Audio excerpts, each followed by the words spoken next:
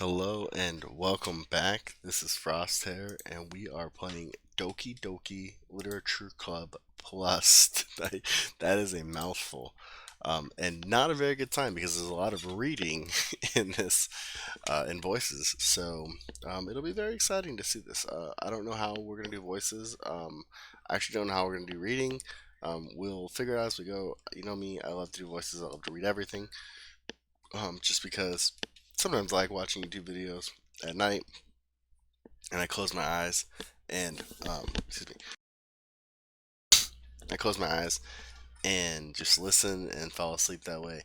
And so imagine if someone is listening to this while they're trying to fall asleep, then I mean they probably want to know what the story is.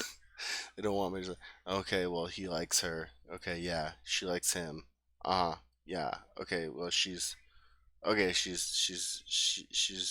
on. She hates him now. So like obviously, so we'll figure it out. This game is not suitable for children or those who are easily disturbed. All characters in this game are 18 years of age or older. We did see that. We skipped that already. That came up on the screen. Individuals suffering from anxiety or depression may not have a positive experience playing this game. That's not good. Would you like to review detailed content warnings? No. No, we would not. I do not want to spoil the game. By playing Doki Doki Literature Club, you agree that you have noted the game's age rating in the region, and you consent to your exposure of highly disturbing content. Jesus Christ. We agree. And let's do it. We got our energy drink here. It seems so good though. Let's see. Let's put the text speed up a little bit. Everything seems okay. The music volume might be a little too high. Oh shit. Gonna lower it just a little bit. That's probably better. Right there. Sorry, gotta take my medicine for my sinuses. Flonase is fucking god tier if you have sinus problems. Okay, so I'm gonna go ahead and actually just turn the music volume down a little bit. Keep the sound volume where it's at, and that's gonna be okay. Let's start name. Inside your name, use only hyphens, letters, hyphens, and apostrophes. Let's see. Frost. That's it. Oh, that's too dirty. Hey! I see an annoying girl running toward me from the distance, waving her arms in the air like she's totally oblivious to any attention she might draw to herself. That girl is Sayori, my neighbor and good friend since we were children. You know, the kind of friend you'd never see yourself making today. But it just kind of works out because you've known each other for so long. We used to walk to school together on days like this, but starting around high school, she would oversleep more and more frequently, and I would get tired of waiting up. But if she's going to chase after me like this, I almost feel better off running away. However, I just sigh and idle in front of the crosswalk and let Sayori catch up to me. I overslept again, but I caught you this time. Maybe, but only because I decided to stop and wait for you. You said it like you were thinking about ignoring me. That's mean, Frost. Well, if they'll stare at you for acting weird, then I don't want to be them to think we're a couple or something. Fine, fine, but you did wait for me after all. I guess you don't have it in you to be mean even if you want to. Whatever you say, Sayori. Hehe. Across the street together and make our way to school. As we draw near, the streets become increasingly speckled with other students making their daily commute. By the way, Frost, have you decided on our club join yet? Club? I told you already, I'm really not interested in joining any clubs. I haven't been looking either. That's not true. You told me you would join a club this year. Did I? I'm sure it's possible that I did in one of our many conversations where I dismissively go along with whatever she's going on about. Sayori likes to worry a little too much about me when I'm perfectly content just getting by on the average while spending my free time on games and anime. Uh-huh.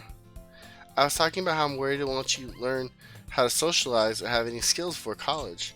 Your happiness is really important to me, you know.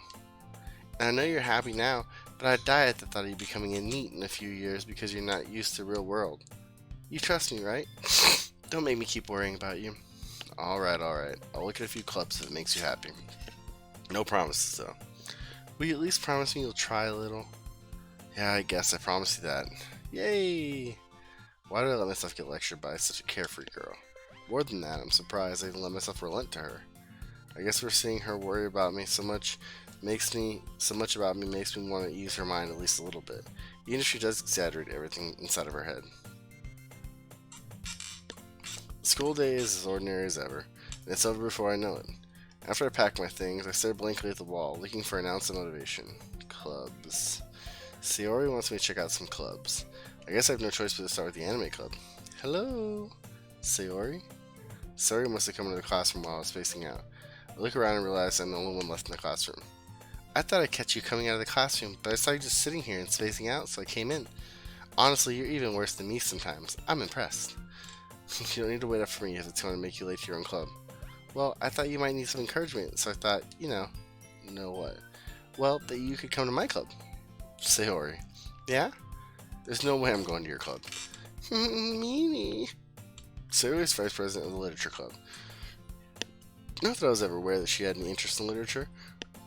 In fact, I'm 99% sure she only did it because she thought it would be fun to help us start a new club.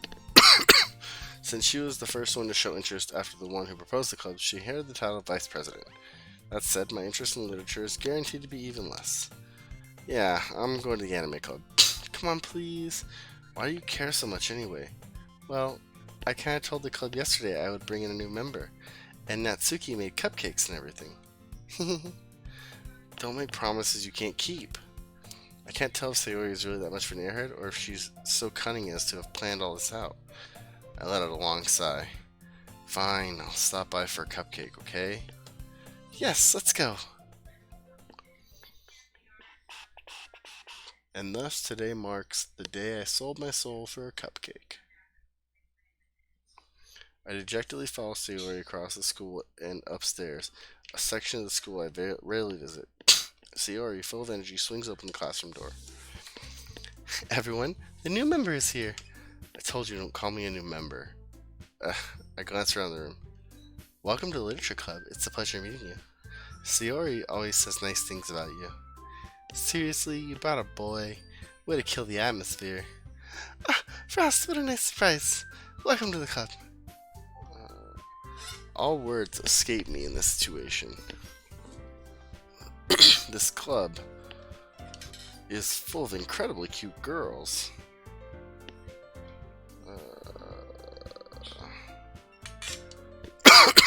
What are you looking at? If you want to say something, say it. Sorry. Natsuki. The girl with the sour attitude, whose name is apparently Natsuki, is one I don't recognize. Her small figure makes her look like a first-year student. She's also the one who made cupcakes, according to Sayori. You can just ignore her when she gets moody. Sayori says that quietly in my ear, then turns back towards the other girls. Anyway, this is Natsuki, always full of energy, and this is Yuri, the smartest in the club. Don't say things like that. Yuri, who appears comparably more mature and timid, seems to have a hard time keeping up with people like Sayori and Natsuki. Ah, well, it's nice to meet both of you. And it sounds like you already know Monika, is that right? That's right. It's great to see you again, Frost. Monika smiles sweetly. We do know each other. Well, we rarely talked, but we were in the same class last year. Monika was probably the most popular girl in the class. Smart, beautiful, athletic. Basically completely out of my league. So having her smile at me so genuinely feels a little... You too, Monika. Come sit down, Frost. We made room for you at the table so you can sit next to me or Monika. I'll get the cupcakes. Hey, I made them. I'll get them. Sorry, I got a little too excited. Then how about I make some tea as well? The girls have a few desks arranged to form a table. As Sayori mentioned, it's been widened so there's one space next to Monika and one space next to Sayori. Natsuki and Yuri walk over to the corner room where Natsuki grabs the wrapped tray and Yuri opens the closet. Still feeling awkward, I take a seat next to Sayori. Natsuki proudly marches back to the table, tray in hand. Okay, are you ready? Ta-da! Whoa, Natsuki lifts the foil off the tray to reveal a dozen white, fluffy cupcakes decorated to look like little cats. The whiskers are drawn with icing, and little pieces of chocolate were used to make ears. So cute! I had no idea you were so good at baking, Natsuki. Well, now you know. Just hurry and take one. Sayori grabs one first, then Monica. I follow. It's delicious. Sayori talks with a mouthful, and has already managed to get icing on her face. I turn the cupcake around on my fingers, looking for the best angle to take a bite. Natsuki is quiet. I can't help but notice her sneaking glances in my direction. Is she waiting for me to take a bite? I finally bite down. The icing is sweet and full of flavor. I wonder if she made it herself. This is really good. Thank you, Natsuki. Okay, so I can do that. Why are you thanking me? It's not like haven't I heard this somewhere before? Made them for you or anything. I thought you technically did. Sayori said, well, maybe. But not for, you, dummy. Alright. I give up on Natsuki's weird logic and dismiss the conversation. Yuri returns to the table carrying a tea set. She carefully places a teacup in front of each of us before setting down the teapot next to the cupcake tray. You keep a whole tea set in the classroom? What's going on, Sebastian? Don't worry, the teachers gave us permission. After all, doesn't a hot cup of tea help you enjoy a good book? I guess. Don't let yourself get intimidated. Yuri's just trying to impress you. That's not... Insulted, Yuri looks away. I meant that, You take someone to the airport in the morning? Nice. What time? I believe you.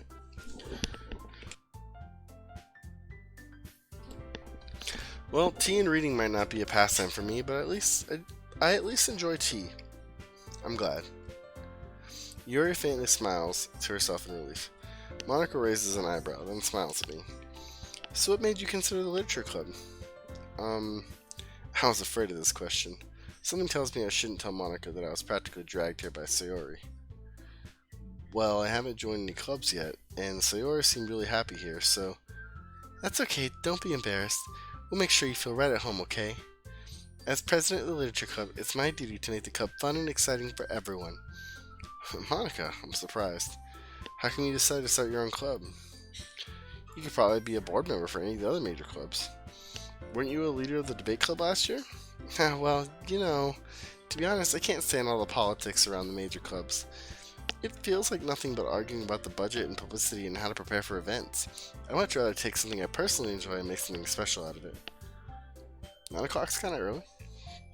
And if it encourages others to get into literature, then I'm fulfilling that dream.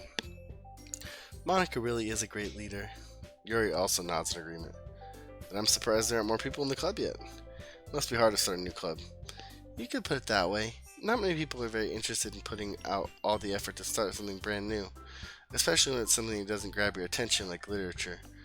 You have to work hard to convince people that you're both fun and worthwhile, but it makes school events like the festival that much more important.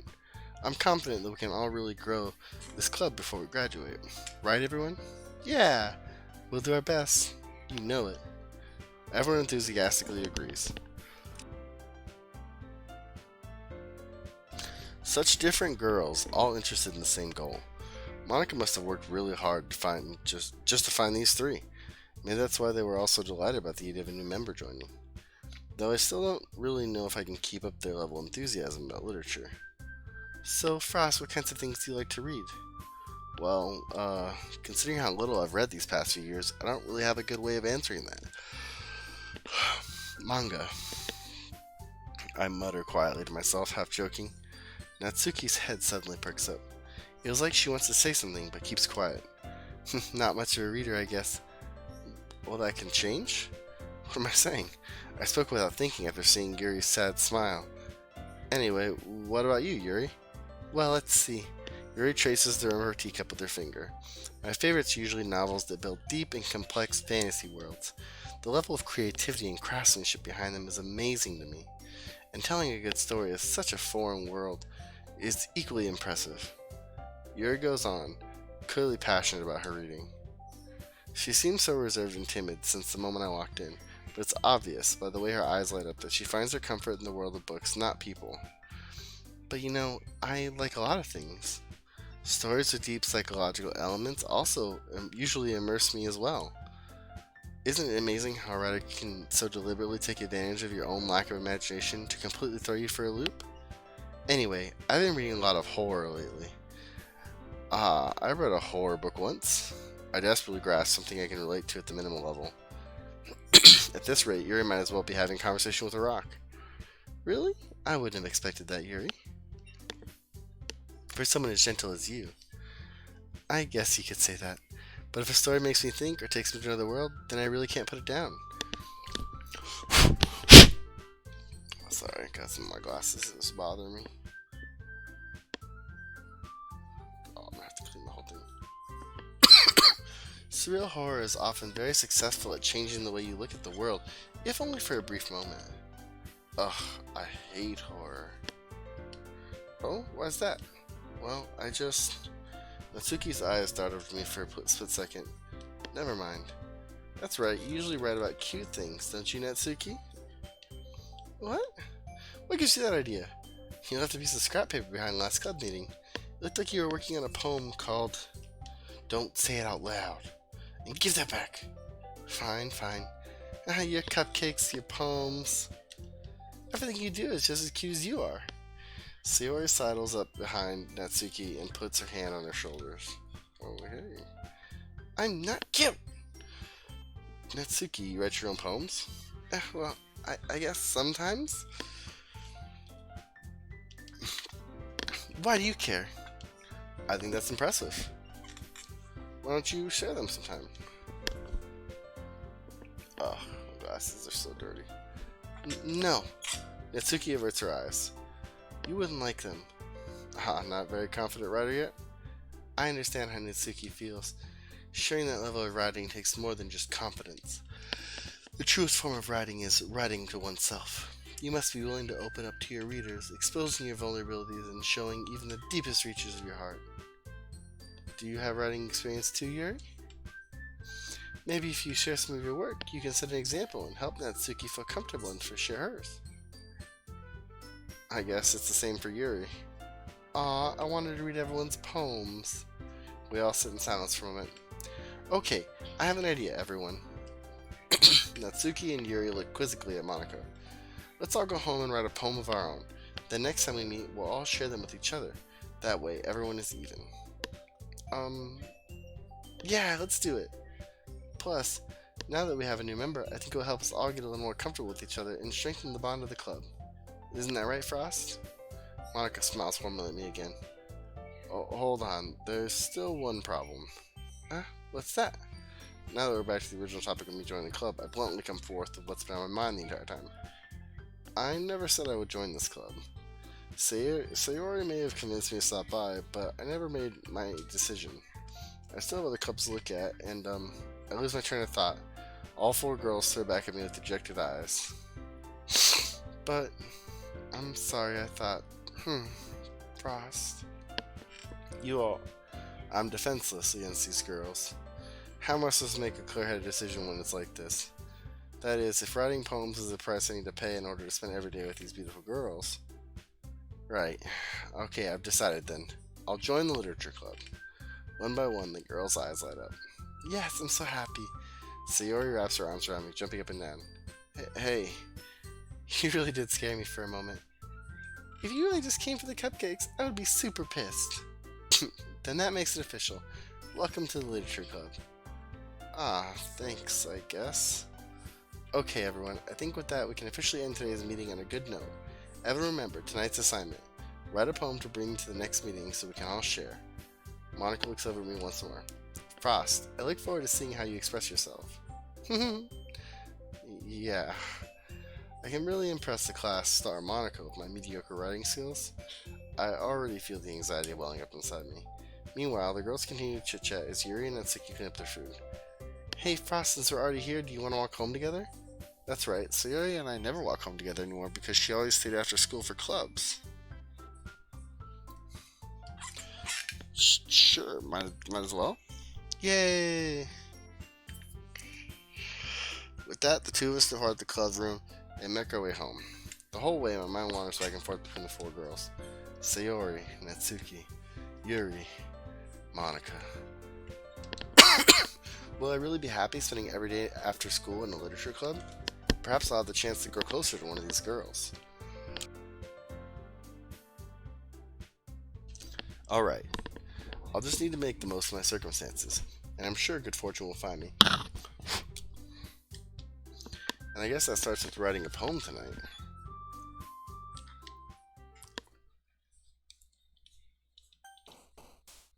Pick words you think your favorite club member will like. Something good might happen with whoever likes your poem most. Oh, okay. We're into some actual gameplay now, kind of. At the very least, it's more option building. I feel like maybe I need to move to the side. Let's go ahead and move me. See, webcam. Drag me. Transform me. Flip me horizontally. Alright. Let's see.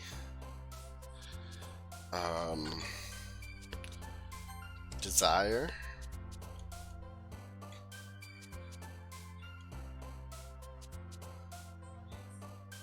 Together.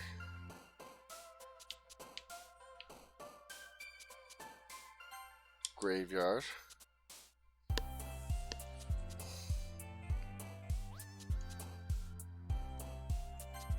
Massacre. Okay.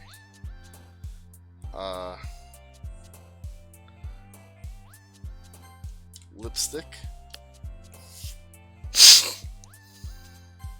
Marriage. Adventure. Imagination. I don't know what Doki Doki is. Horror, I guess. I like horror. Fester. Ooh, treasure. I'm not gonna go for death. We'll go for playground. Oh my god, suicide's in here. Jeez. Let's go with intellectual. Waterfall. Gotta throw the anime in there. Ooh, Inferno. Crimson. Tenacious. Crimson. Fantasy. Games. Wonderful. Eternity. That's a pretty good list.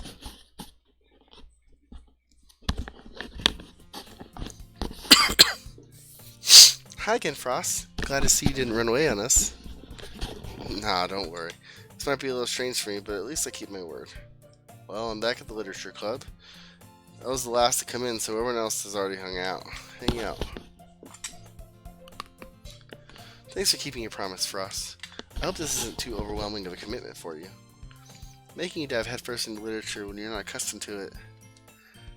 Oh, come on, like he deserves any slack.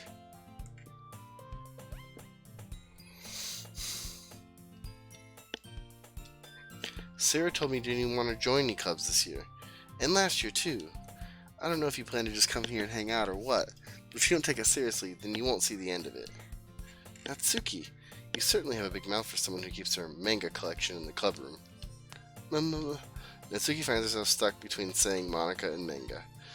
Manga is literature, manga is literature. Swiftly defeated, Natsuki pops up back in her seat. Don't worry, guys. Frost always gives it his best as long as he's having fun. He helps me with busy work without me even asking. Like cooking, cleaning my room. How dependable. Sorry, I got like something stuck in my nose. Sayori, that's because your room is messy. It's distracting. And you almost set your house on fire once. Is that so? You two are really good friends, aren't you? I might be a little jealous. How come? You and Frost can become good friends too. Sayori? Huh? As usual, Sayori seems oblivious to the weird situation he's put me into. Oh, Yuri even brought you something today, you know? Wait, Sayori? Me? Not really. Don't be shy. It's really nothing. What is it? Never mind. Sayori made it sound like it's a big deal, but it's really not. What did I do? I'm sorry, Yuri. I wasn't thinking. I guess it means up to me to rescue the situation. Hey, don't worry about it. First of all, I wasn't expecting anything in the first place. So any nice gesture from you is a pleasant surprise. It'll make me happy no matter what. Is that so? Yeah, I won't make it a big deal if you don't want it to be. Alright. Well, here. Yuri reaches into her bag and pulls out a book. I didn't want you to feel left out, so I picked out a book I thought you might enjoy. It's a short read, so it should keep your attention even if you don't usually read. And we could, discuss it if you wanted. This is... How is this girl accidentally being so cute? She even picked out a book she thinks I'll like, despite me not reading much. Yuri, thank you. I'll definitely read this. I enthusiastically take the book. Phew.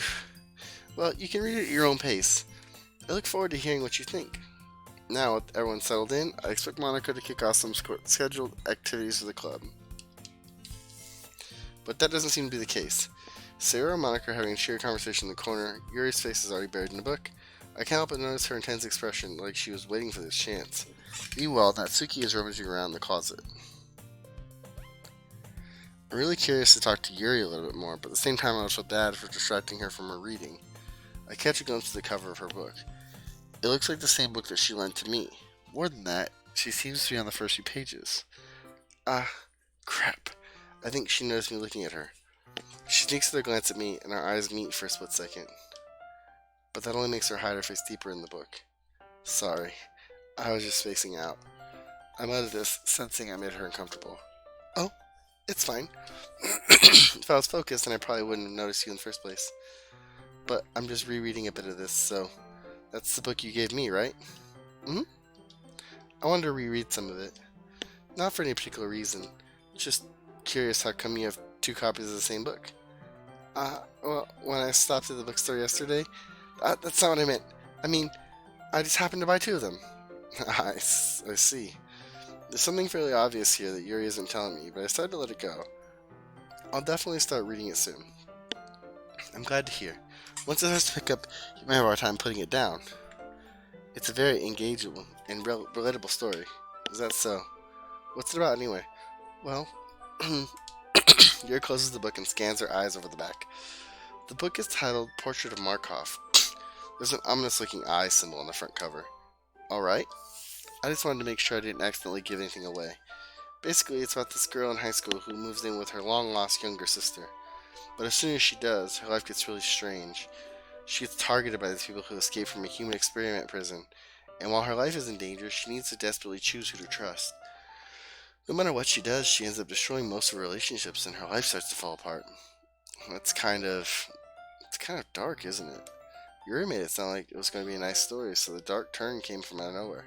Haha. Yuri gently giggles all of a sudden.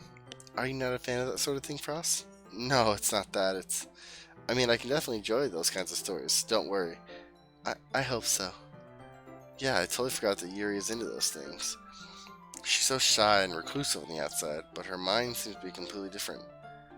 It's just that those kind of stories, they challenge you to look at life from a strange new perspective. When horrible things happen, not just because someone wants to be evil, but because they have their own goals and their own philosophy that they believe in. Then suddenly, when you thought you related to the protagonist, they've made out that to be the naive one for letting their one-sided morals interfere with the villain's plans. I'm rambling, aren't I? Not again. I'm sorry. Hey, don't apologize. I haven't lost interest or anything. Well, I guess it's alright then. But I feel like I should let you know that I have this problem. When I let things like books and writing to my thoughts, I kind of forget to pay attention to other people. So I'm sorry if I end up saying something strange. And please stop me if I start talking too much. I really don't think you need to worry. That just means you're passionate about reading. The least I can do is listen. It's a literature club, after all. That's true. In fact, I might as well get started reading it, right? You don't have to. What are you saying? Just a moment ago you said you were looking forward to it. Let me just get the book. I quickly retrieved the book that I had put in my bag. Alright, it's fine if I sit here, right? I slip in the seat next to Yuri's. Yeah. Are you sure? You seem a little apprehensive. I'm sorry. It's not that I don't want you to. It's just not something I'm very used to. That is, reading in company with someone. I see. Well, just tell me if I end up distracting you or anything. Alright. I open the book and start the prologue. I soon understand what Yuri means about reading in company. It's as if I can feel her presence over my shoulder as I read. It's not a particularly bad thing. Maybe a little distracting, but the feeling is somewhat comforting.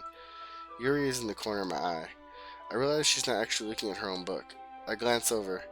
It's like she's reading from my book instead. Sorry, I was just... Yuri, you really apologize a lot, don't you? I do? I don't really mean to. Sorry. I mean... Yeah, this should work, right? I slide my desk until it's up against Yuri's and hold my book more between the two of them. I suppose so. Yuri timidly closes her own copy. Once we lean in a bit, our shoulders are almost touching. It feels my left arm is in the way, so instead I use my right hand to hold the book open. I guess that makes it kind of difficult to turn the page. Here. Yuri takes her left arm and holds the left side of the book between her thumb and forefinger. I do the same with my right arm on the right side of the book. That way, I turn the page and Yuri slides it under her thumb after it flips to her side. But in holding it like this, we're huddled even closer than before.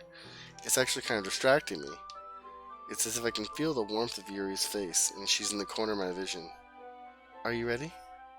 To turn the page? Sorry. I think I got distracted for a second. I glance over at Yuri's face again, and our eyes meet. I don't know how I'll be able to keep up with her. That's okay. You're not as used to reading, right? I don't mind being patient if it takes you a bit longer. It's probably the least I can do, since you're being so patient with me. Yeah. Thanks. We continue reading. Yuri no longer asks me if I'm ready to turn the page. Instead, I just assume that she finishes the page before me, so I turn it by my own volition. We continue to the first chapter in silence. Even so, turning each page almost feels like an intimate exchange. My thumb gently letting go of the page, letting it flutter over to her side as she catches it under her own thumb. Hey Yuri, this might be a silly thought, but the main character reminds me of you a little bit. You think so? How does she? Well, I guess she's more blunt in a lot of ways, but she also second guesses all the things that she says and does. Like she's afraid she'll do something wrong. It's not like I can see into your head or anything, but they're kind of reminiscent of some of your mannerisms. I see. You remain silent for a moment. My man is fucking up. But Frost, that's probably a terrible thing to have in common with her. It's so embarrassing that you think that, dude. You gotta. Wait, I mean in that bad way or anything. Sorry, I really didn't know you were self-conscious about that sort of thing. I guess I more meant that it's kind of cute. What are you saying all of a sudden? Okay, everyone.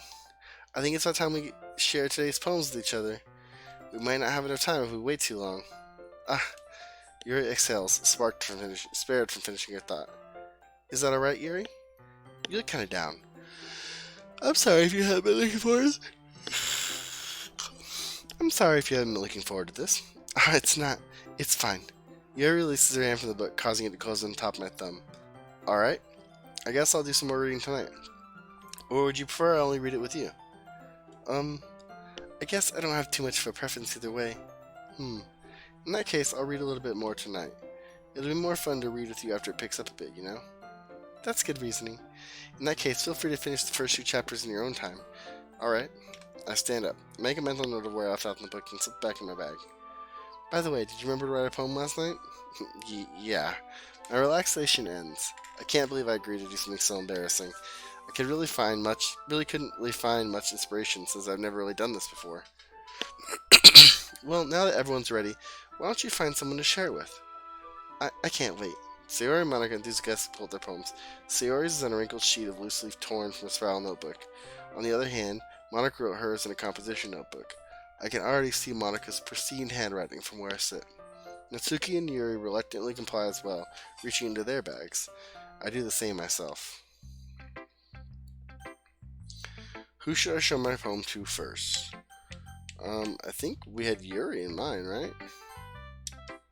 Yuri seems the most experienced. Should I start with her? I can trust her opinion to be fair. Excuse me.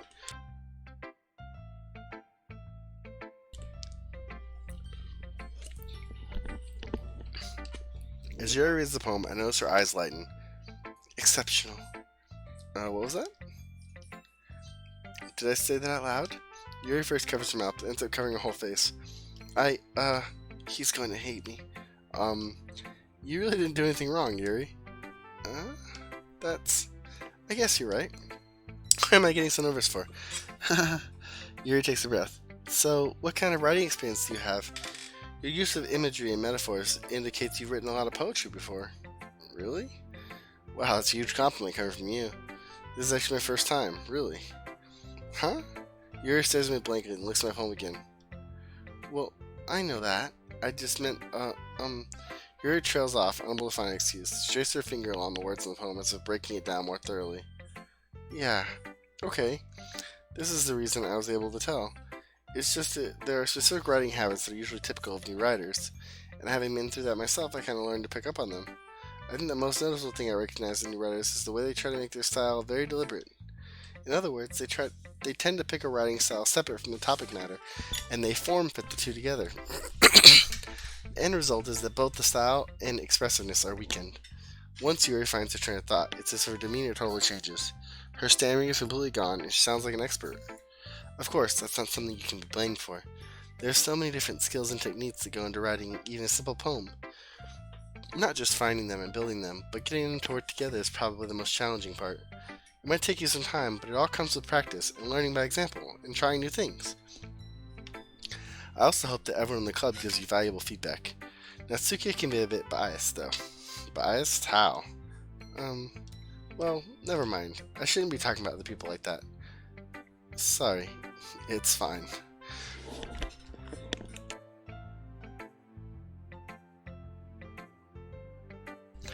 I'm not sure if Yuri is apologizing to herself, to me, or to Natsuki. Do you mind if I read your poem now? Please do. I'd love to share my thought process behind it.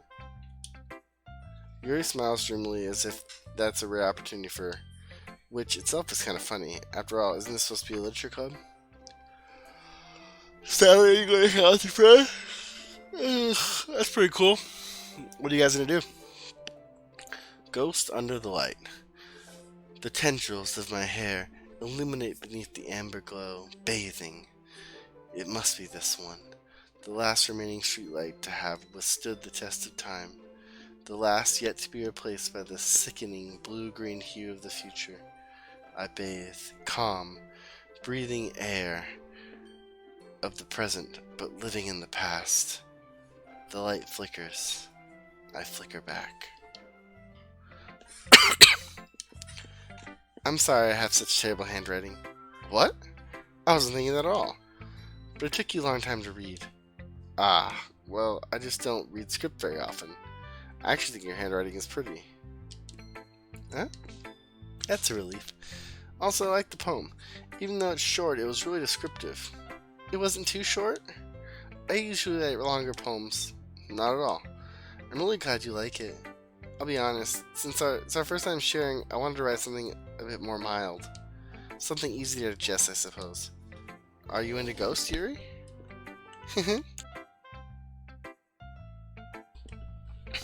Actually, the story isn't about a ghost at all, Frost. Really? I must have totally missed the point. Well, I suppose you did only glance over it after all. But remember that poets often express their own thoughts, feelings, and experiences in their work. They usually do more than tell a simple story or paint a picture. In this case, perhaps the subject of the poem is only being symbolically compared to a ghost, lingering in her last remaining place of comfort, unable to let go of the past, and soon to be left with nothing. It's a lot more solemn, putting it that way. I hadn't even thought of that. That's impressive. Huh? It's nothing really. Yours is impressive too, so... Nah. If anything, I could probably learn a thing or two from you. You think so? Yeah, of course. You know, I was really nervous about doing all this, but in the end I enjoyed it. I'm going to keep doing my best for you, Frost. Ah, me too. Who should I show my poem to next? Let's do Monica. Monica likes us. Hi, Frost. Having a good time so far?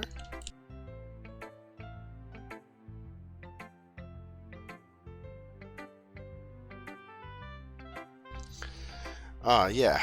Good. Glad to hear it. By the way, since you're new and everything, if you ever have any suggestions for the club, like new activities or things we can do better, I'm always listening. Don't be afraid to bring things up, okay? Alright, I'll keep that in mind. Of course I'll be afraid to bring things up. I'm much better just going with the flow until I'm more settled in. Anyway, want to share your poem with me? It's kind of embarrassing, but I guess I have to. Don't worry, Frost. We're all a little embarrassed today, you know. But it's that sort of barrier we all want to learn to get past soon. Yeah, that's true. I hand Monica my poem. Great job, Frost. I was going ooh in my head while reading it. It's really metaphorical. I'm not sure why, but I didn't expect you to go for something so deep. I guess I underestimated you. It's easiest for me to keep everyone's expectations low. That way it always counts when I put in some effort. That's not very fair. Well, I guess it worked anyway. You know that Yuri likes this kind of writing, right? Writing's that full of imagery and symbolism. Unlike Sayori, who uses simple and direct words to describe happiness and sadness. Yuri likes it when readers are left to derive their own meaning out of it. It's very challenging to write like that effectively. Both allowing people to get something out of it just by feel, or letting them deeply analyze all the nuances. It can take years of practice, which I'm assuming Yuri has at this point. I never really asked though. I'm sure I'm nowhere near her level yet. Don't worry so much about that. You do your own thing. Just keep exploring and learn by trying new things. I'm sure I'll end up trying different things a lot. Could take a while before I feel comfortable doing this. That's okay. I'd love to see you try new things. That's the best way to find the kind of style that suits you. Everyone else might be a little bit biased toward their own kind of styles, but I'll always help you find what suits you the most. So don't force yourself to write the way everyone else wants you to write. It's not like you have to worry about impressing them or anything. Anyway, do you want to read my poem now? Don't worry, I'm not very good. You sound pretty confident for someone who claims not to be very good. Well, that's because I have to sound confident. That doesn't mean I always feel that way, you know. I see. Well, let's read it then.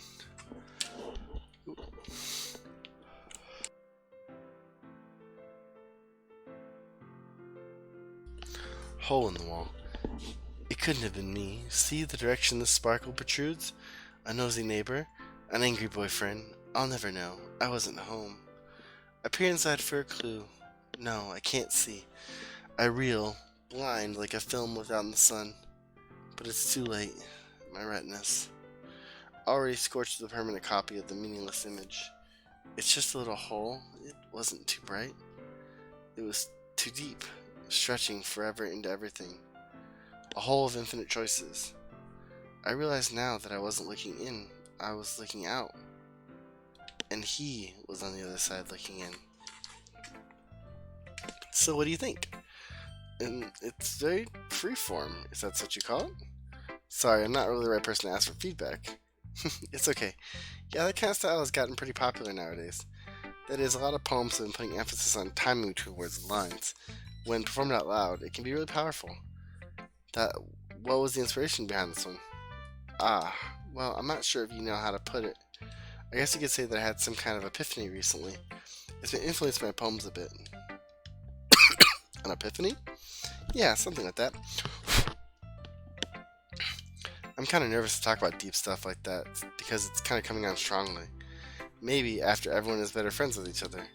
Anyway, here's Monica's writing tip of the day. Sometimes when we're writing a poem or a story, your brain gets too fixated on a specific point. If you try so hard to make it perfect, then you'll never make any progress. Just force yourself to get something down on paper and tidy it up later. Another way to think about it is this. If you keep your pen in the same spot for too long, you'll just get a big dark puddle of ink. So just move your hand and go with the flow. That's my advice for today. Thanks for listening. Okay, we got 2 more to talk to. Oh my god. I'm dying over here. Let's do Natsuki. Well, it's about what I expected from someone like you. That's a little blunt. Well, excuse me. It's not like I said it was bad. I just didn't evoke any emotions. So basically, it's not cute enough for your taste. Do you want to get smacked? I'll pass. Anyway, I guess I need to show you mine. Not that you'll like it.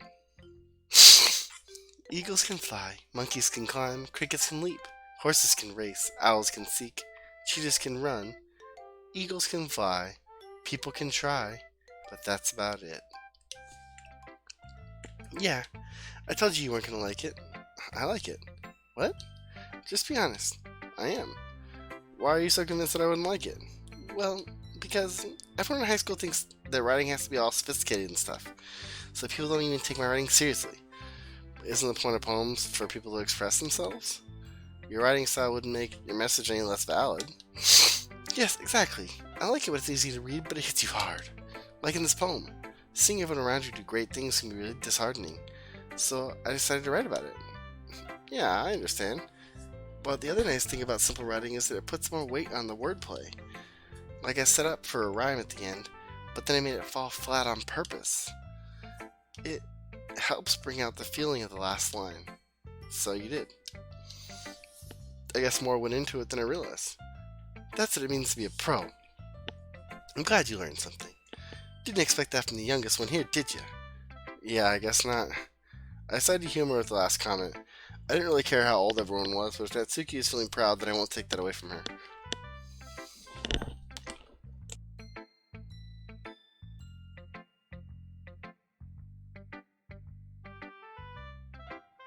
Alright, good old Sayori. This is a good phone, Prost. Are you sure it's your first time? Of course. It's not that good. I'm the kind of guy who would be writing poems in his spare time. I guess you're right. But that's why it impressed me. Well, to be honest, I was afraid that you wouldn't do it seriously. Or that you wouldn't write one at all. I'm really happy just that you wrote one. It just reminds me of how you're really a part of the club now. Not to mention the fact that I'm standing in front of you in a club room. Well, of course. I'm not really into it yet, but that doesn't mean I'll break my promise. See? It's like I said before, Frost. Deep down, you're not selfish at all, you know? Trying new things like this for other people, that's something that only really good people do. Thanks, Sayori. I'm not sure if Sayori sees the full picture of my motive here. Then again, I can't deny that she's part of the reason I joined. Knowing how much this means to her and all. Yeah, and I'm gonna make sure you have lots of fun here, okay? That'll be my way of thanking you. Alright, I'm gonna hold you to that then. Yay! Now you read my poem too, right? Don't worry, I'm really bad at this. We'll see about that. Dear sunshine, the way you glow through my blinds in the morning, it makes me feel like you miss me. Kissing my forehead to help me out of bed, making me rub the sleepy from my eyes. Are you asking me to come out and play? Are you trusting me to wish away a rainy day? I look above, the sky is blue. It's a secret, but I trust you too. If it wasn't for you, I could sleep forever. But I'm not mad. I want breakfast. Sayori, this is just a guess, but did you wait until this morning to write this? No, just a little bit. Can't answer just a little bit to a yes or no question. I forgot to do it last night. Well, at least this makes me feel a little better about myself. Don't be mean. I still tried my best. Yeah. I didn't mean to say that it was a bad poem. It came out nice. Or how should I put it? It sounds just like you. Really? Yeah. Especially that last line. I made eggs and toast. Even though you were late to school. It's bad to skip breakfast. I get all cranky. Well, I guess there's no point in arguing. Anyway, thanks for showing me. This is so much fun. Monica's the best. Yeah. But next time, I won't forget. I'm gonna write the best poem ever. Well, I guess I look forward to it. Whew. I need to go this way. I guess that's everyone. I glance around the room. That was a little more stressful than I anticipated. It's as if everyone is judging me for my mediocre writing abilities. Even if they're just being nice, there's no way poems can stand up to this. Theirs. This is a literature club, after all. I sigh. I guess that's what I ended up getting myself into. Across the room, Sayori and Monica are happily chatting. My eyes land on Yuri and Natsuki. They gingerly exchange pieces of paper, sharing their respective poems. As they read in tandem, I watch each of their expressions change. Natsuki's eyebrows furrow in frustration. Meanwhile, Yuri smiles sadly. What's with this language? Huh? Did you say something? Oh, it's nothing. Natsuki dismissively returns the poem to the desk with one hand. I guess you could say it's fancy. Ah, thanks. Yours is cute. Cute? Did you completely miss the symbolism or something? It's clearly about the feeling of giving up. How can that be cute? I know that. I just meant the language, I guess. I was trying to say something nice. Huh? You mean you have to try to come up with something nice to say?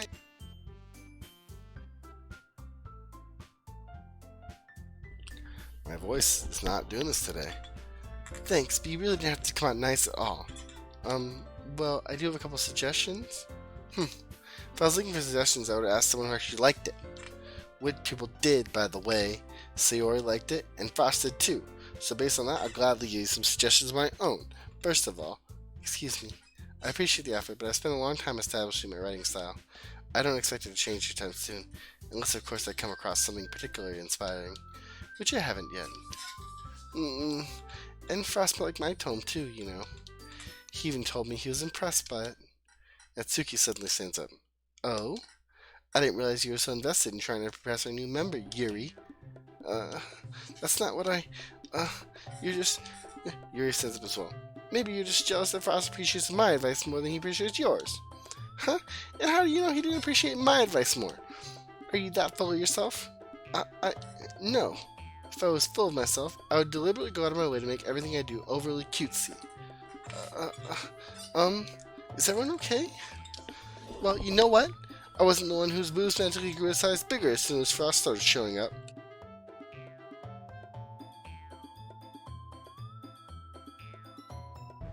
Natsuki! Natsuki, that's a little... This doesn't involve you! I don't like fighting, guys. Suddenly both girls turn towards me as they just noticed I was standing there. Frost, she's just trying to make me look bad. That's not true. She started it. If she could get over herself and learn to appreciate that simple writing is more effective, then this wouldn't have happened in the first place. What's the point in making your poems all convoluted for no reason? The meaning should jump out to the reader, not force them to figure it out. Help me explain that to her, Frost. Wait, there's a reason we have so many deep and expressive words in our language. It's the only way to convey complex feelings that mean the most effectively. Avoiding them is not unnecessarily limiting yourself, it's also a waste. You understand that, right, Frost?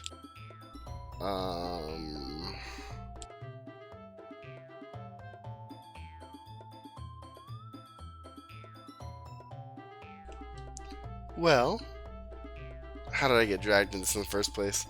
It's not like I know anything about writing, but whomever I agree with, they'll probably think more highly of me. So of course, it's gonna have to be Yuri, right? I like Yuri.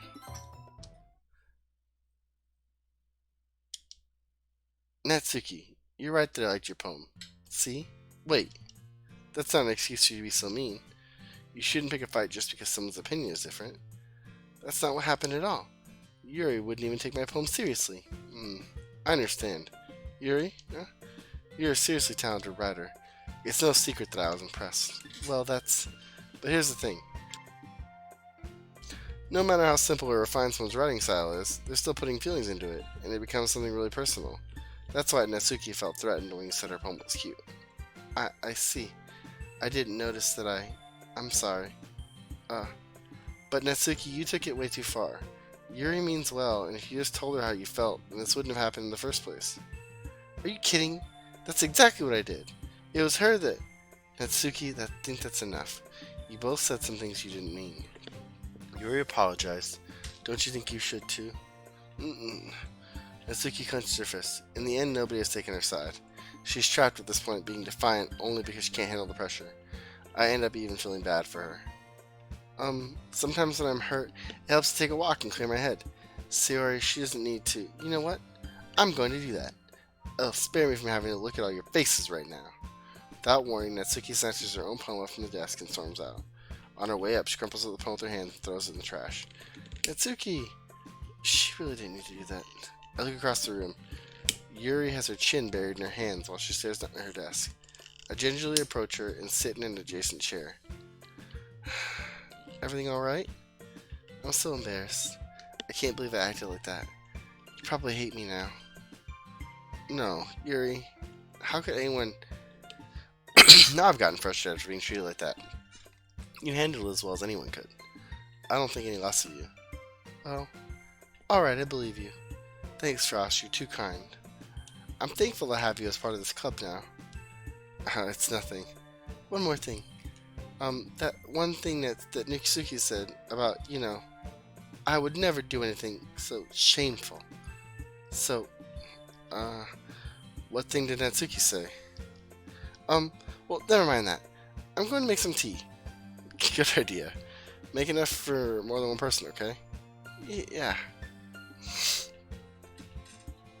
Okay, everyone. It's just about time for us to leave. How did you all feel about sharing poems? It was a lot of fun. Well, I'd say it was worth it. It was alright. Well, mostly. Frost, how about you?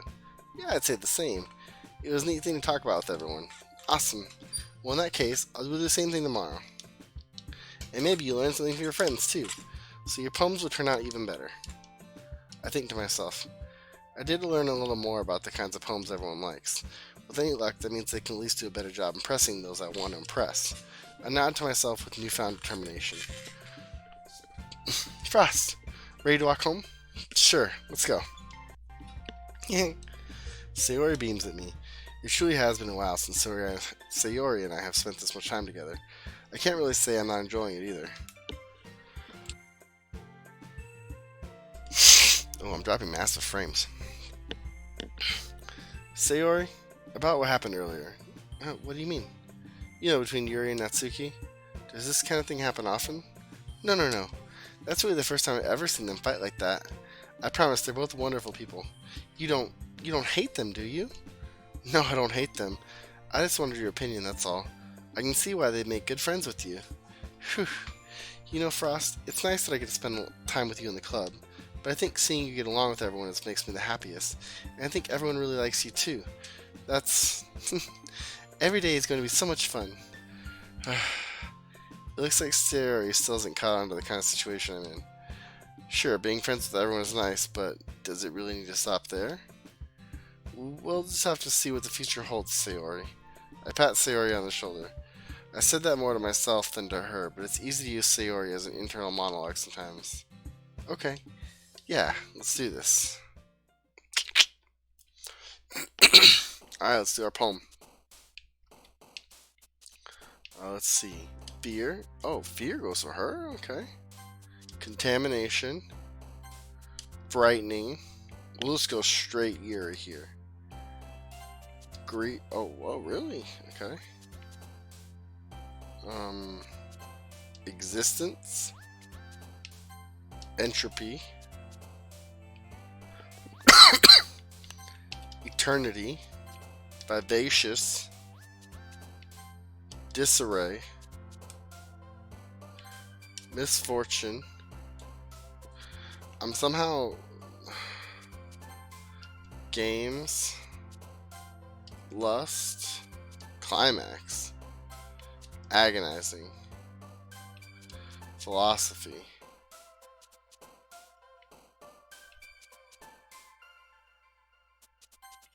Extreme. Heaven Sent. Graveyard. Massacre. Unstable.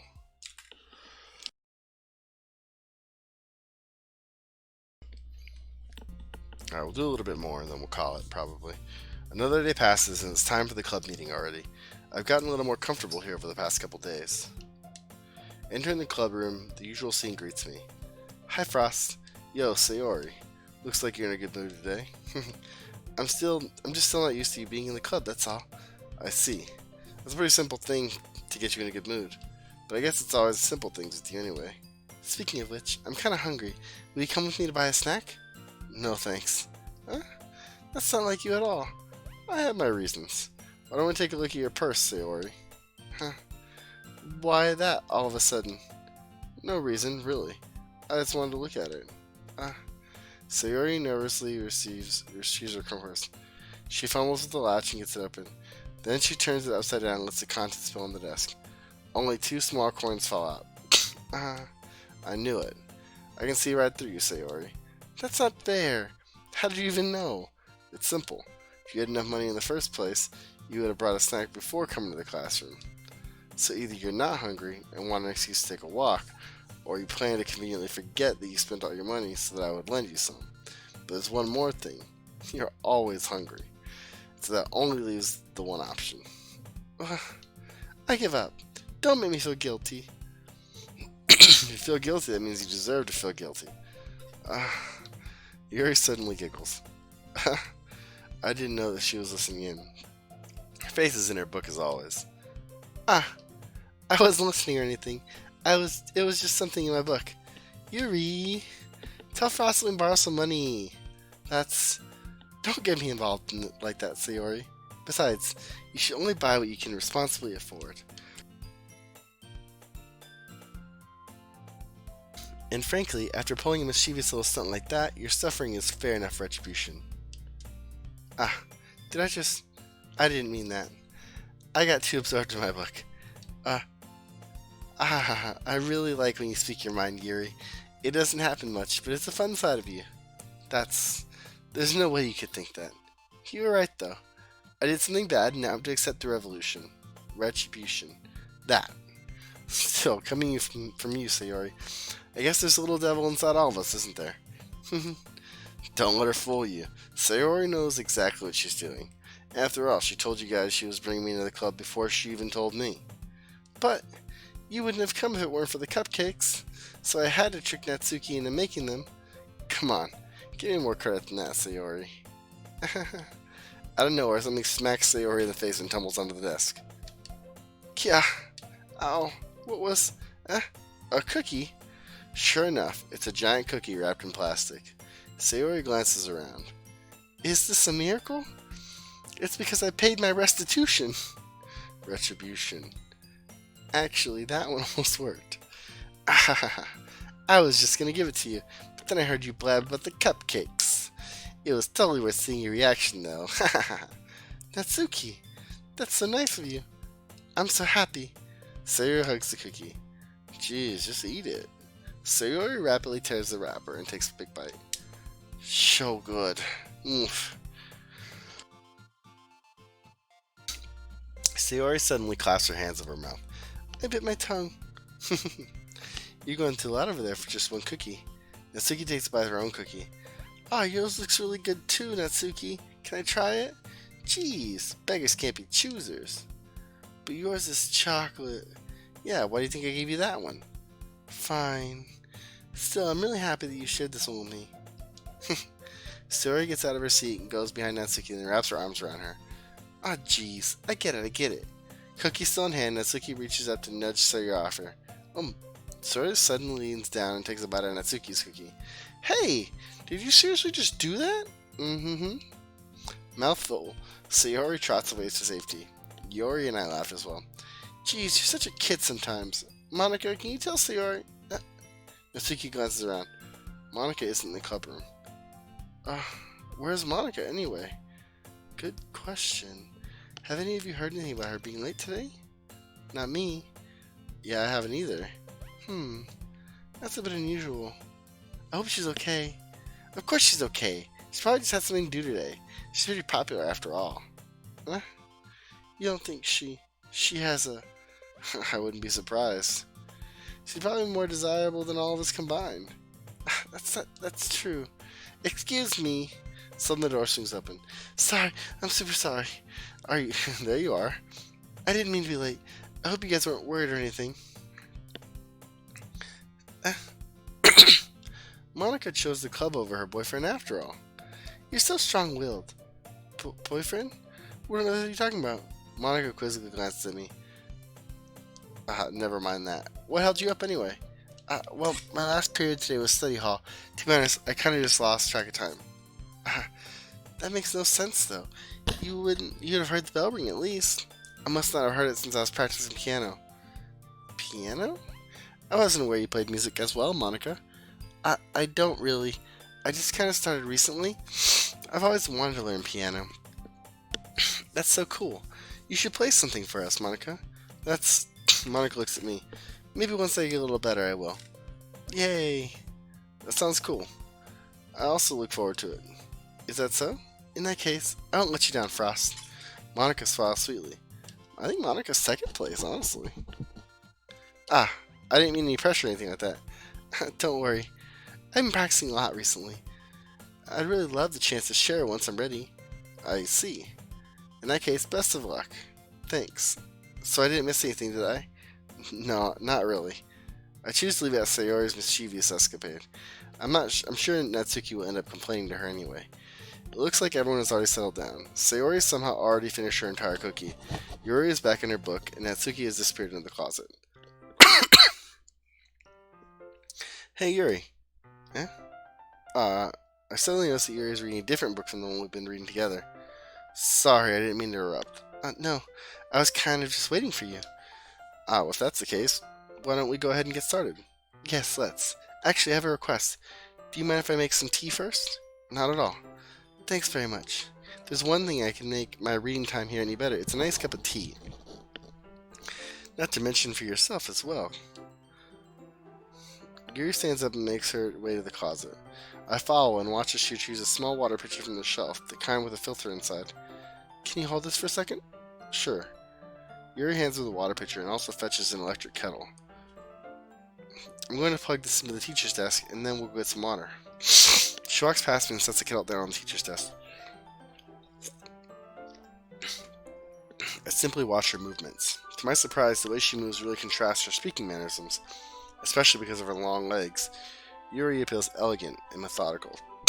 Okay, may I have the water pitcher? Thanks, I'll be right back.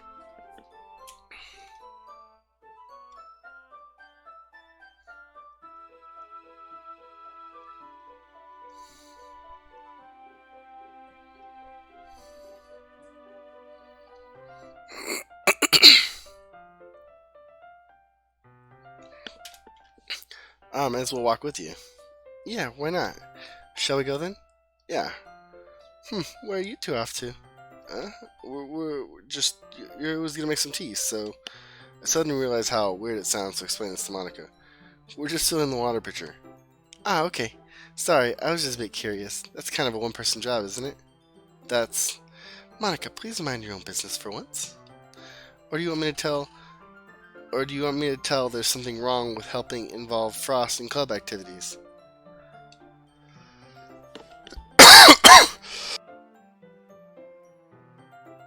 Sorry, guys. Mouth gapes. I suppose there's nothing wrong with that. Let's go, Frost. Yuri quickly exits the room and I follow. Oh, shit. Once in the hallway, she suddenly puts her forehead against the wall. I spoke without thinking. How could I say something like that? Yuri?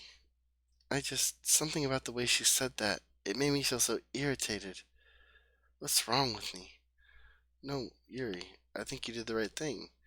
I wasn't expecting it, but it's also not right for Monica to judge people like that. Frost, how come even when I do something bad, you're being nice to me? Because nothing you do is as bad as you make it seem in your head. Nobody's perfect. We have emotions and we can't always hide them away. But you always amplify things in your head. Your mind turns a light rain shower into a hurricane. No. Wouldn't you hate me for something as terrible as that? Why would I hate you? I can't hate someone for having emotions. What kind of friend would do that? Friend, you say? Yuri lifts her head. Frost, I really like being friends with you.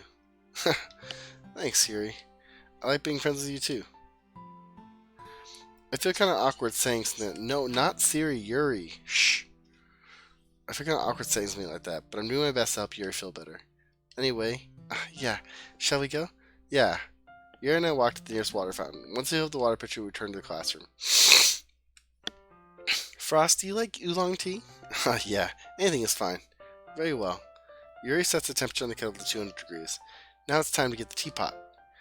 You really do this properly, don't you? Of course.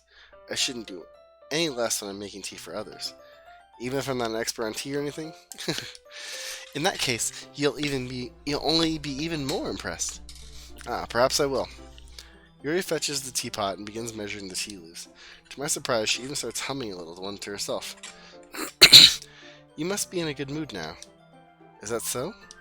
I was letting it show, and you noticed. I was doing a bit of thinking, and I decided that I'd try expressing myself a little bit more. It turns out it's not very hard for me to do, when it's you who's around anyway. That's great, Yuri. Just don't push yourself too much. You're always worrying about me, Frost. It's very endearing. Yuri wasn't kidding. I don't even know if I can keep up with this. I watched Yuri pour a cup of tea for each of us. Frost, I have another request. Do you mind if we sit on the floor today? Why is that? It's a little easier on my back. I can read with my back against the wall rather than bending over at my desk. Sorry, I didn't realize. No worries. I just have back pain fairly regularly, so I do my best to manage it. Is that so? I wonder why that is. It's most likely because your posture, right? Always hunched over like that while reading? Yes, I have terrible reading posture, so that's why we should sit on the floor. Fair enough. I'll go ahead and get the book. I retrieve the book from my bag. I have some chocolate as well. It's a bag of small chocolate candies that I kept hidden from Sayori's candy radar. I take it, since it'll go well with my tea. Yuri and I sit against the wall, teacups at our sides. As if in sync, we assume the same reading position as last time, each holding one half of the book. Except this time, our bodies are even closer to each other. I can't see too well. Yuri slides closer until our shoulders are touching. How am I supposed to focus on reading like this? Yuri was always kind of cute, but when she's being less apprehensive, it's almost more than I can handle. Your teacup. Yuri hands my teacup. Holding it with my hand that's not holding the book, I end up in a position that makes it even harder to focus, because now I need to worry about making sure I don't accidentally touch her chest. Meanwhile, Yuri hasn't noticed a single thing. She wears her intense reading expression, and I can only presume the world around her has faded away. I use all my willpower to focus on reading. After a few minutes, I finally manage to relax a little. I put my teacup between the legs and fumble with the chocolate wrapper. Sorry. I briefly let go of the book to finish opening the wrapper. You can have as much as you want. That's okay. I won't take any. Are you sure? Well, if I touch it, then it might get smudges on the pages. You're right. I didn't even think about that. My bad. No need to apologize. I'll hold the book, okay? Are you sure? Of course. Yuri opens the book with both hands. She holds it so that I don't have any harder time reading from it. But as a result, her left arm is practically resting on top of my leg. Well, in that case, Yuri is already totally focused on reading again. I take chocolate candy and pop it in my mouth. Then I take another chocolate, and I hold it up to Yuri. She doesn't even look away from the book. She simply parts her lips, as if the situation was completely natural. But that means I can't stop here. I apprehensively place the chocolate in her mouth. Just like that, Yuri closes her lips over it. Yuri's expression suddenly breaks. Did I just... Yuri looks at me, like she needs to confirm what just happened. Frost? Sorry, I guess I shouldn't have done that. Well, you were just helping. That's something that friends do, right?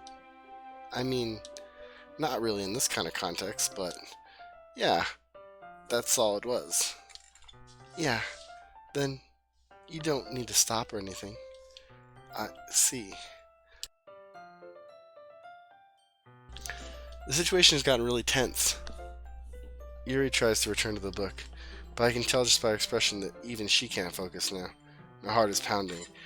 I nervously take another chocolate between my fingers, but this time Yuri's eyes meet mine. How did it even come to this? Yuri doesn't avert her gaze. I notice her chest rising and falling to the rhythm of her breaths. I raise my arm. Like before, Yuri parts her lips, but it's different this time. I take the chocolate and place it in her mouth. I feel her hot breath on my fingers. Okay, everyone. Yuri jolts back. It's time to share poems. Frost, you can help Yuri put away the tea stuff, right? Yeah, of course. Okay, thanks. The spell is abruptly broken. I'll take care of the cups. Yeah. Yuri picks up the teacups from the floor. I pick up the bag of chocolates. In the end, we hastily clean up without as much of a word between us. I get the feeling this is something neither of us will have the courage to bring up. Come on. Let's share my phone with Monica today. Hi again, Frost. How's the writing going? Alright, I guess. I'll take that, as long as it's not going bad. I'm happy that you're applying yourself. Maybe soon you'll come up with a masterpiece. I wouldn't count on that. You never know. Want to share what you wrote to me today? Sure, here you go. I get my poem, Monica.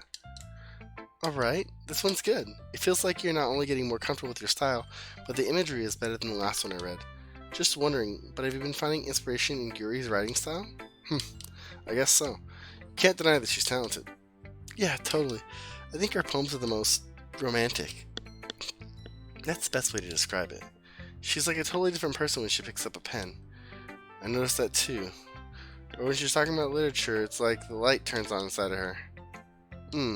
Sadly, it's hard to get much personal conversation out of her. Trust me, I've tried. Who knows what goes on in that head of hers? I hope you don't mean that in a bad way.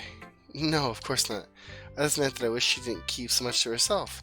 But still, defending her like that, you must be pretty into her. You completely misunderstood. Haha, calm down, I'm kidding. Besides, I'm pretty sure she's already got a boyfriend. Wait, really? Yeah, a fictional one anyway. Monica kind of whispers that last part to me. It's just a hunch, but... Well, there's not really anything wrong with that. Oh, well, I know. I was just saying. But anyway, you want to read my poem now? I like the way this one turned out, so I hope you do too. Alright, let's take a look. Save me. The colors, they won't stop. Bright, beautiful colors. Flashing, expanding, piercing.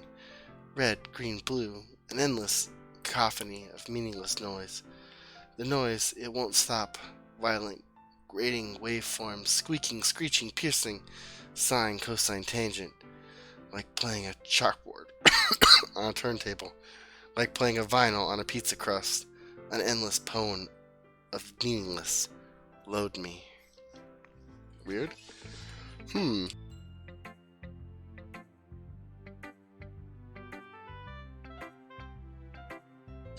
It's even more abstract than your last one, huh? I guess it's just the way I write. I'm sorry if you don't like it. No, I never said that.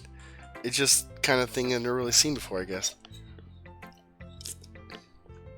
I kind of like playing with my space on the paper, choosing where and how the space of your words can totally change the mood of a poem. It's almost like magic. The way I wrote the lines really short makes it feel like they're trying to speak over the noise. I see. It's still hard for me to tell what it's about, though. Sometimes asking what a poem is about isn't the right question. A poem can be as abstract as a physical expression of feeling, or a conversation with the reader. So putting it in that way, not every poem is about something. Anyway, here's Monica's writing tip of the day. Sometimes you'll find yourself facing a difficult decision. When that happens, don't forget to save your game. You never know what you might change your mind, or when something unexpected may happen. Wait, is this even a tip about writing? What am I even talking about? That's my advice for today. Thanks for listening. Who should I show my poem to next? Let's do Natsuki.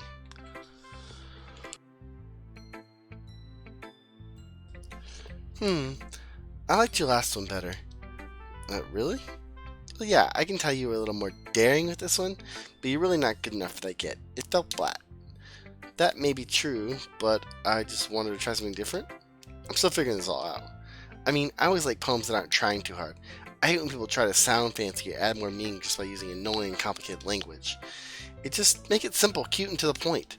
You're always head over heels for all this cryptic nonsense, but I see right through that BS. Making a reader look so hard for this deep meaning is just an excuse to have no meaning at all. I guess that's one way to look at it. Well, everyone has their own opinion, but my opinion is the best opinion. I'm sure you figured that out already. Anyway, here's my poem. Maybe you'll learn something. Amy likes spiders. You know what I heard about Amy? Amy likes spiders. Icky, wriggly, hairy, ugly spiders. That's why I'm not friends with her. Amy has a cute singing voice. I've heard her singing my favorite love song. Every time she sang the chorus, my heart would pound to the rhythm of the words. But she likes spiders. That's why I'm not friends with her. One time I hurt my leg really bad. Amy helped me up and took me to the nurse. I tried not to let her touch me. She likes spiders, so her hands are probably gross. That's why I'm not friends with her. Amy has a lot of friends. I always see her talking to people. She probably talks about spiders. What if her friends start to like spiders too? That's why I'm not friends with her. It doesn't matter if she has other hobbies. Doesn't matter if she keeps it private.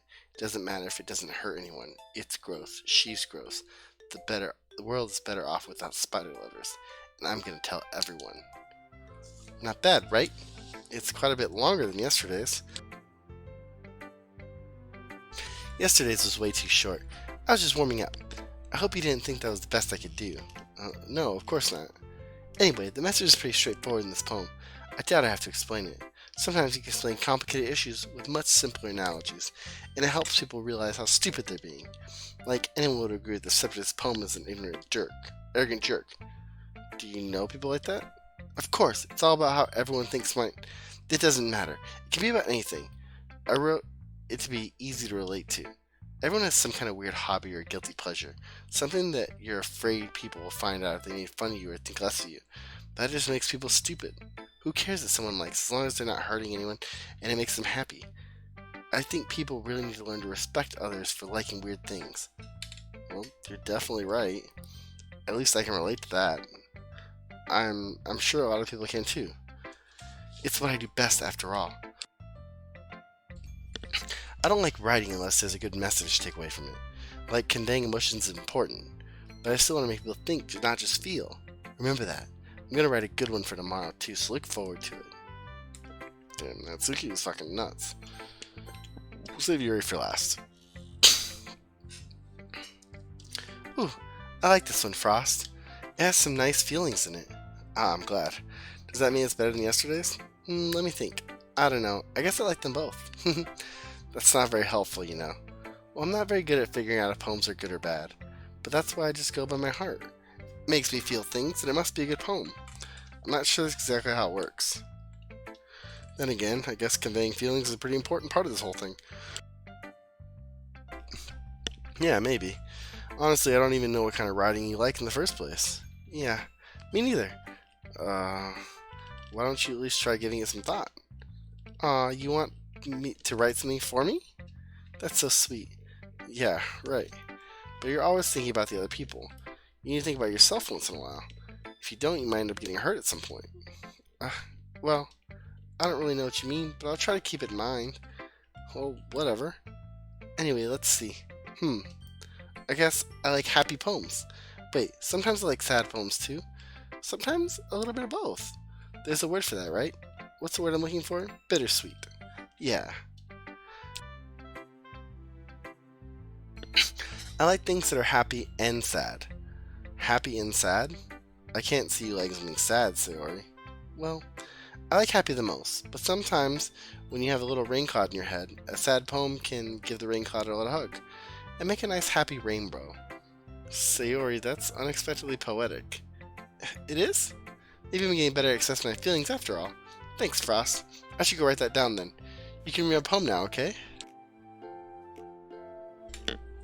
Bottles. I pop off my scalp like the lid of a cookie jar. It's the secret place where I keep all my dreams. Little balls of sunshine, all rubbing together like a bundle of kittens. I reach inside with my thumb and forefinger and pluck one out. It's warm and tingly, but there's no time to waste. I put it in a bottle to keep it safe. And I put the bottle on the shelf with all the other bottles. Happy thoughts, happy thoughts, happy thoughts and bottles, all in a row. My collection makes me lots of friends. Each bottle a starlight to make amends. Sometimes my friends feel a certain way. Down comes the bottle to save the day. Night after night, more dreams. Friend after friend, more bottles. Deeper and deeper my fingers go. Like exploring a dark cave, discovering the secrets hiding in the nooks and crannies. Digging and digging, scraping and scraping. I blow dust off my bottle caps. It doesn't feel like time elapsed. My empty shelf could use some more. My friends look through my locked front door. Finally all done, I open up and in come my friends. In they come in such a hurry. Do they want my bottles that much? I frantically pull them from the shelf, one after the other, holding them out to each and every friend, each and every bottle. But every time I let one go, it shatters against the tile between my feet. Happy thoughts, happy thoughts, happy thoughts in shards all over the floor. They were supposed to be for my friends who aren't smiling. They're all shouting, pleading, something. But all I hear is echo, echo, echo, echo, echo, inside my head. Holy crap. Sorry, did you really write this? Of course I did. But I didn't tell you yesterday I was going to write the best poem ever. Yeah, but I I didn't expect something like this coming from you. Monica taught me a whole lot, and I've been really in touch with my feelings lately. I see that. It's almost kind of creepy. Creepy? Well, not exactly. Maybe because I'm so used to being so cheerful. Well, never mind. I'm thinking too hard about it. The point is, it came out good, and you should be proud of it. Aw, thanks. I was meant to express myself this way. It even helps me understand my own feelings a little bit better. Writing is like magic. You got pretty passionate about this, huh? I hope you keep it up. Yeah, writing's the best. I'm gonna keep writing until I die. Don't get ahead of yourself. Sayori's always got a bad habit of getting obsessed with something before dropping it no more than a week later. I wonder if this is one of those times. But seeing the passion in her eyes makes it hard for me to be pessimistic. On to Yuri. Let's see what you've written for today. Yuri stares at the poem with a surprised expression in her face. Do you like it? Frost, this one might be even better than yesterday's. How did you even pick up on this so quickly? Just yesterday I was telling you the kind of techniques worth practicing. Maybe that's why. You did a good job explaining. I really wanted to try giving it more imagery. Yuri visibly swallows. Even her hands appear sweaty. I'm not used to this. Used to what? I don't know. It's fine, take your time. Yuri breathes and collects her thoughts. I know that Yuri likes to think before she speaks, so I offer that patience to her. Yeah, just being appreciated like this, I guess. It probably sounds really stupid, but seeing someone motivated by my writing, it just makes me really happy. Are you saying you've never shared your writing before? Yuri nods. Really? I don't believe it. I really only write for myself, and besides, people would just laugh at me. Do you really think that? Again, Yuri nods. Huh. Even your close friends? Yuri doesn't respond to that. I wonder why. Anyway, do you want to share the poem you wrote today? Yeah, I do. If it's with you. The raccoon. It happened in the dead of night while I was slicing bread for a guilty snack. My attention was caught by the scuttering of a raccoon outside my window. That was, I believe, the first time I noticed my strange tendencies as an unordinary human. I gave the raccoon a piece of bread, my subconscious well aware of the consequences. Well aware that the raccoon that is fed will always come back for some more. The enticing beauty of my cutting knife was the symptoms, the bread, my hunger curiosity, the raccoon, an urge. The moon increments its phase and reflects that much more light off of my cutting knife. The very same light that glistens in the eyes of my raccoon friend. I slice the bread, fresh and soft, the raccoon becomes excited. Or perhaps I'm merely projecting my emotions onto the newly satisfied animal. The raccoon has taken its following me. You can see that we've gotten quite used to each other. The raccoon becomes hungry more and more frequently, so my bread is always handy. Every time I brandish my cutting knife, the raccoon shows me its excitement. A rush of blood. Classic. Pavlovian conditioning. I slice the bread and I feed myself again. I was a little more daring with this one than yesterday. I can see that. It's a lot more metaphorical. I don't know if it's my fault, but I can't begin to imagine what this poem is about. That's right. It's a bit closer to my preferred writing style. Using this poem as a canvas to express vivid imagery and conveying emotions through them. Yeah, if I take it at face value, then I can't even figure out what it's supposed to mean. Well, I think it's something that different people can relate to in their own way. I wanted to express the way it feels for me to indulge in my more unusual hobbies. It's those sort of things I'm usually forced to keep to myself, so I sometimes enjoy writing about them. That's funny. Didn't Natsuki also write something about that? About someone being ridiculed for their strange interest? She did? Yeah, she's talking about how it doesn't matter what you're into as long as you're not hurting anybody. She's right. I mean, does she really feel that way? Yeah, sounds like you do have that in common. Yeah, well, that's very interesting. To me, she seemed like the kind of person who would make fun of my hobbies. But I suppose that's my fault for judging, isn't it? Please don't tell her I said that. Don't worry, I don't have any reason to. Okay. Well, thank you for sharing it with me. After all, if I hadn't learned to embrace my own weirdness, I would probably hate myself. I might be ranting a little bit now. but I'm glad that you're a good listener. You're good at a lot of things. Writing, listening. There really aren't many people like you, Frost. That's exaggerating a little bit. It's just how I feel. I never thought I would feel so comfortable sharing my writing, but now I almost feel like I look forward to it. It's just a really nice feeling. And you're to thank for that. It's nothing, really. Yuri smiles sincerely at me. For just a moment, her timidness seems to disappear. Okay, everyone. We're all done reading each other's poems, right? I have something extra planned today, so if everyone can come sit in the front of the room. Is this about the festival? Well, sort of. Do we really have to do something for the festival? It's not like we can put together anything good in just a few days. We'll just end up embarrassing ourselves instead of getting any new members. That's a concern of mine as well. I don't really do well in last-minute preparations. Don't worry so much. We're going to keep it simple, okay?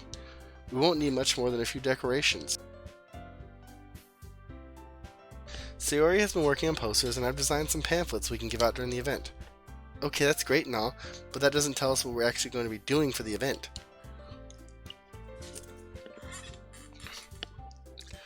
Sorry, I thought you heard about that already. We're going to be performing. Performing? Monica? Yeah, we're going to have a poetry performance. Each of us are going to choose a poem to recite during the event. But the cool part is, we're also going to let anyone else come up and recite poems too. Sayori's putting on all the posters in case anyone wants to prepare ahead of time.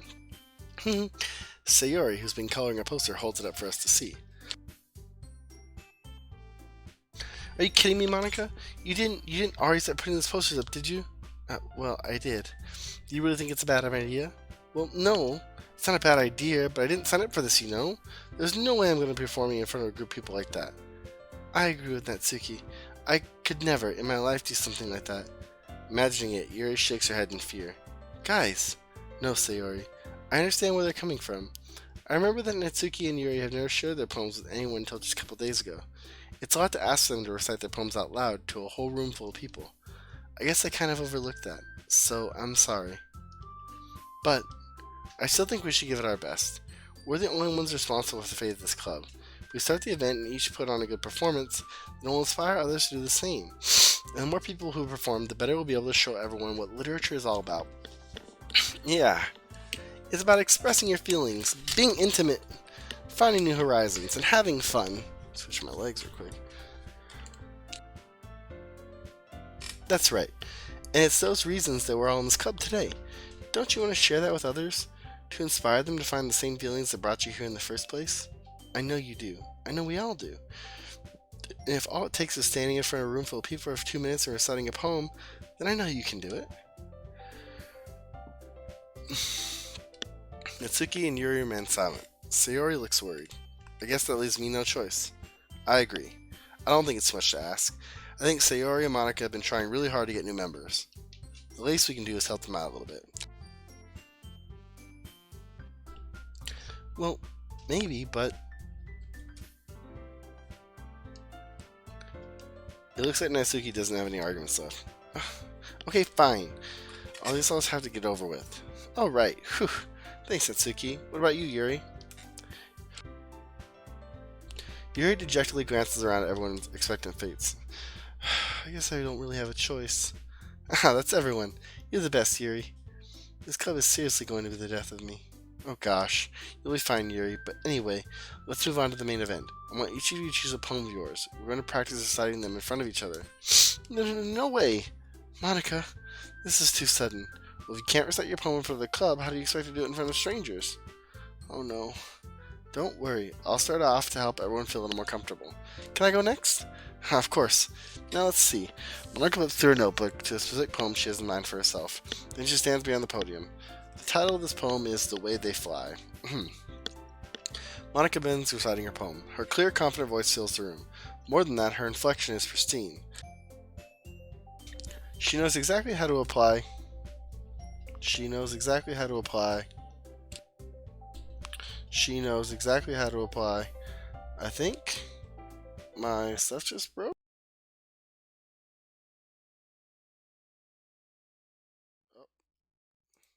Oh, that's way too loud.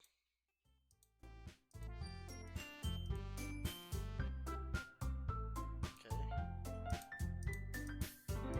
How's that? Is that better?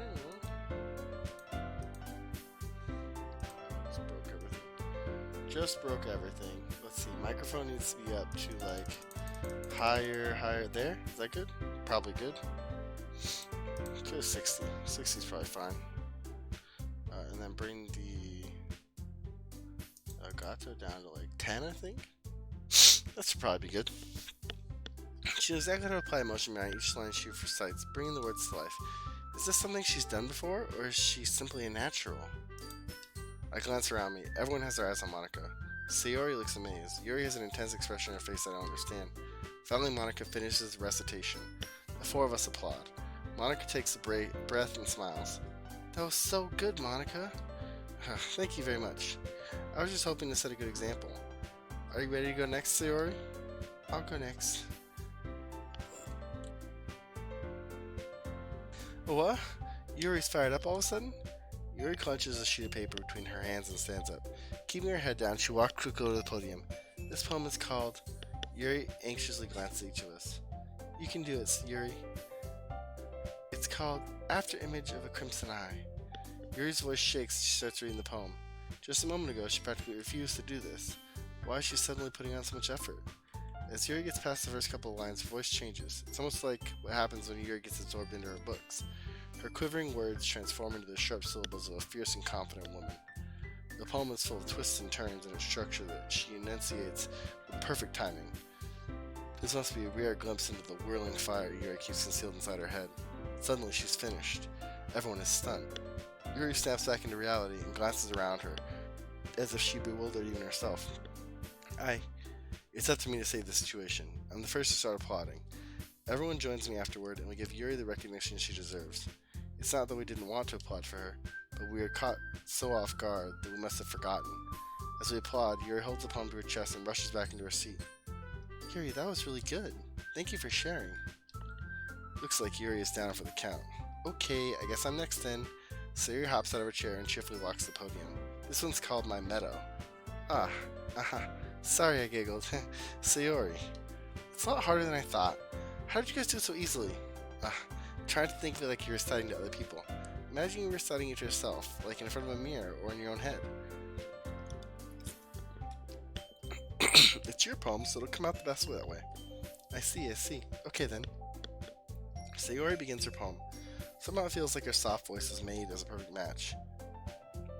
The poem isn't aimlessly cheery like Sayori is. It's serene and bittersweet. If I were to read this on paper, I probably wouldn't think much of it. But hearing it come from Sayori's voice almost gives it a whole new meaning. Maybe this is what Sayori meant when she said she likes my poems.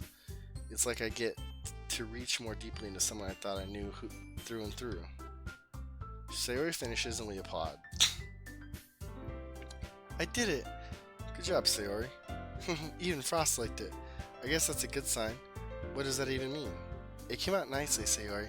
The atmosphere of the poem fits you really nicely, but it might be that other poems wouldn't work quite as well with that kind of delivery. I don't really understand. In other words, I've seen poems of yours where that sort of gentle delivery wouldn't work as well.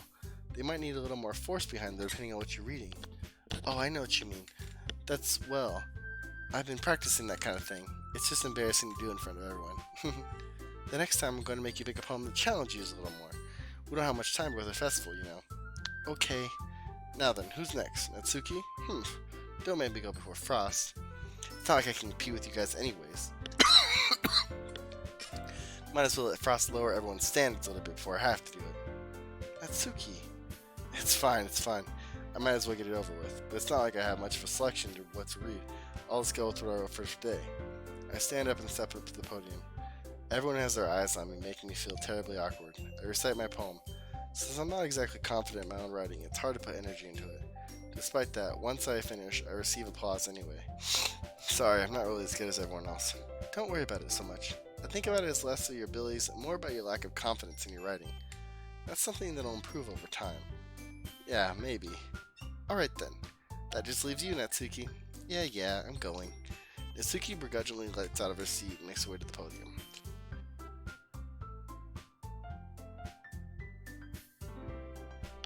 The poem is called... Why are you all looking at me? Because you're presenting? Anyway, the poem is called Jump. Natsuki takes a breath.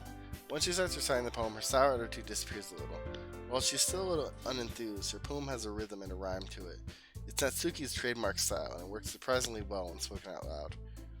The words feel like they bounce up and down as if giving life to the poem. Natsuki finishes and everyone applauds. She huffs back to her seat. That wasn't so bad, was it? Easy for you to say. You better not make me do that again. Well, do you at least feel prepared enough to recite a poem in front of other people? I mean, doing it in front of people will be way easier. I can put on whatever face I want for other people. But when it's just my friends, it's just embarrassing. That's a surprise, Natsuki. I think it would be the other way around for me. Well, that's just how it is, so... Well, I guess in that case, you won't have much to worry about for the festival. That said, I want to thank everyone for coming through. It might be hard, but I hope you all have an idea of what it's like now. Make sure you pick up a poem and get enough practice before the festival, okay? I'll be making pamphlets, so let me know ahead of time what you'll be reciting. Jeez, I should probably find some other poem to recite instead. That's fine too. It doesn't have to be your own. I'm always pleasantly surprised that you're putting in all this effort for the club. It makes me really happy. Yeah, no problem. Okay everyone, I think that's about it for today. I know the festival's coming up, but let's try to write poems for tomorrow as well. It's been working really well, nicely so far, so I'd like to continue that. As for the festival, we'll finish planning tomorrow and then we'll have a weekend to prepare. Monday's the big day. I can't wait. I can do this. Alright. Now stand up. There's no way I'll be able to find the same enthusiasm as Sayori and Monica, but I'll do my best to get through it. If it's for the sake of the club and impressing Monica, then I'll have to do my best. Ready to go, Sayori? Yep. Look at you two always going home together like that. It's kind of adorable, isn't it? Jeez, guys. Don't make such a big deal about it. It must be a little nice, though. Well, how am I supposed to respond to that? It's okay, Frost. You don't have to say it. Whatever, let's go already. I walk home with Sayori once more. Even though it's only been a few days, a lot of things have already changed, but today Sayori is being a little quieter than usual on the way home. Hey, Sayori? Sorry, I was spacing out. No wonder. No, not Siri. No wonder. I was thinking about something from earlier. It's like I like how we get to, Sayori fumbles with the words. Let's just say that one day, Yuri asked to walk home with you. Huh? What would you do? What kind of question is that? Kind of putting me on the spot here. Well, I don't know. I like Yuri.